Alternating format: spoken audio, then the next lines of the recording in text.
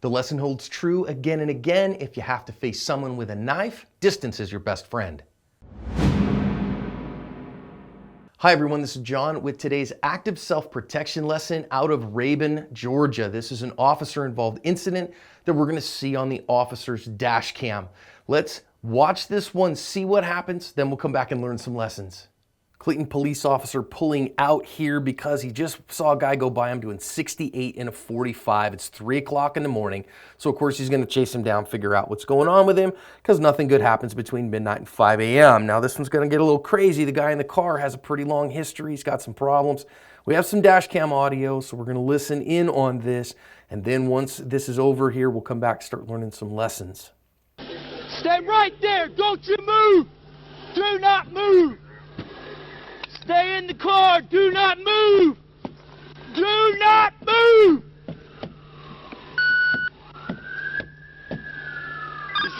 He's trying to break the glass and get out. I don't know if he has anything. I can't see him. Stop now! Stop! Get out now! Stay right there. Stop or I'll shoot you.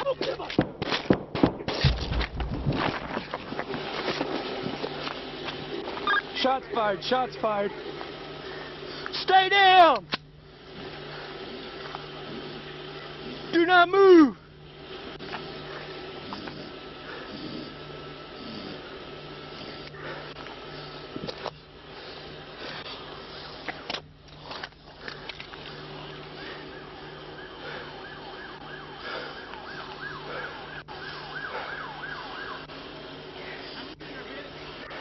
I don't know, just one. He came at me with a knife. I shot him.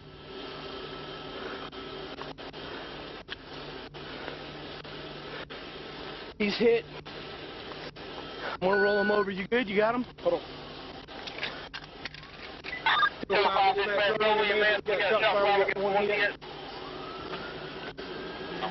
You good? I'm gonna roll him over. You good? 10-4. Cover him. Come around this side. Help him clear. Help him clear. I'm holding here.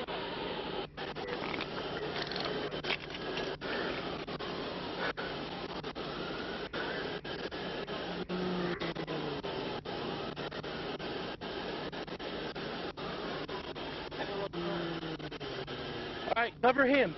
I got him.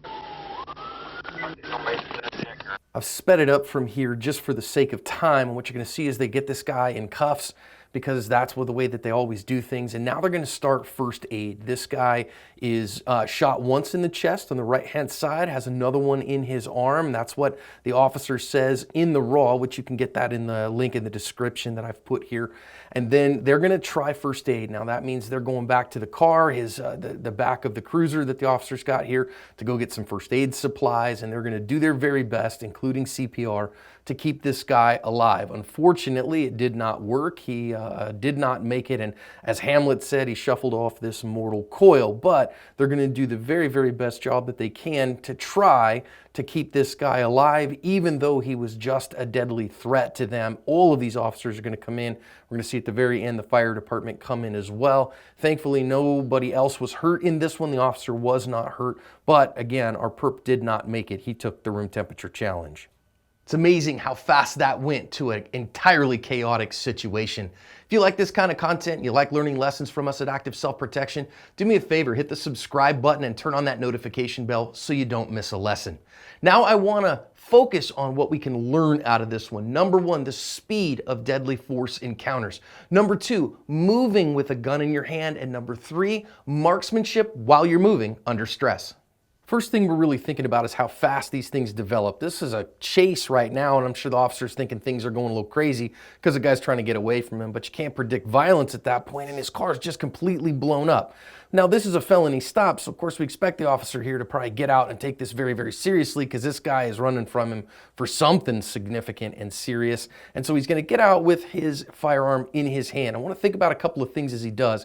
Notice that the officer has a pistol-mounted light here, and especially all law enforcement officers, I think, should carry with a pistol-mounted light. I'm not so sure about CCW, but when you need to have two hands on the gun, you want to have a light on that gun, and he does, and he uses it very, very well here. When I know know I have a deadly threat. I want to be able to identify it and use my light effectively and appropriately. That takes some work, whether you're using a handheld or a pistol-mounted light. You want to take some classes and be ready for that. The officer does a good job. Now notice him moving very well here with the firearm in his hand. When he needs to be able to ready to shoot, he's moving very well, kind of high tip there. And when it's time to really move, notice he gets a hand off the gun and is looking where he's running. So he's keeping his firearm pointed in a safe direction, but at the same time he's focusing on moving, and knowing how to move and when to shoot and when to move is incredibly important.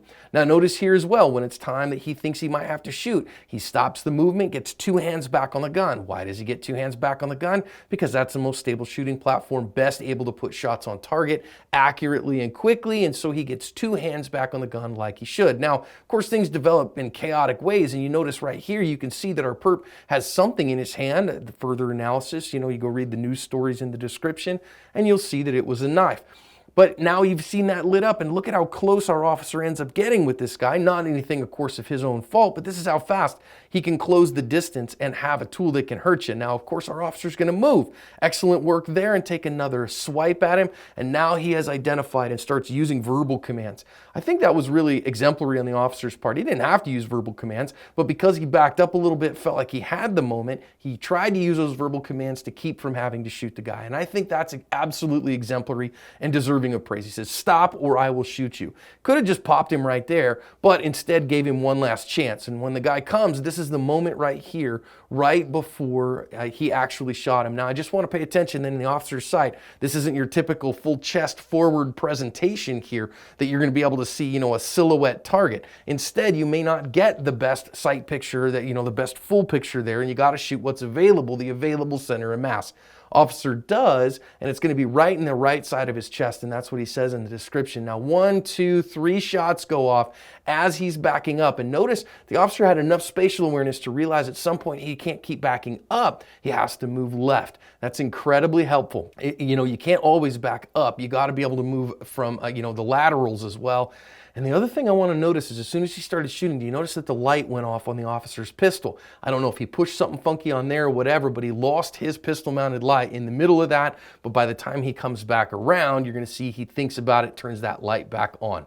Now, he's still got to communicate. I love how well he communicated with his fellow officers here, that even though he's just been in a deadly force encounter, he's able to say, "Hey, get over here and do this. Go help this guy in this way."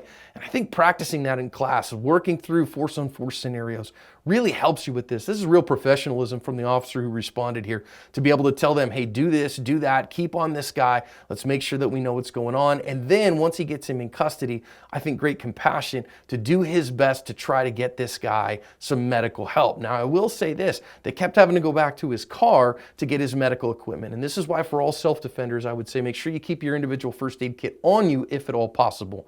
And I think it's worth talking about that we should say, should we help somebody medically who we have just had to shoot? Well, it's a different story, I think, for law enforcement and CCW holders.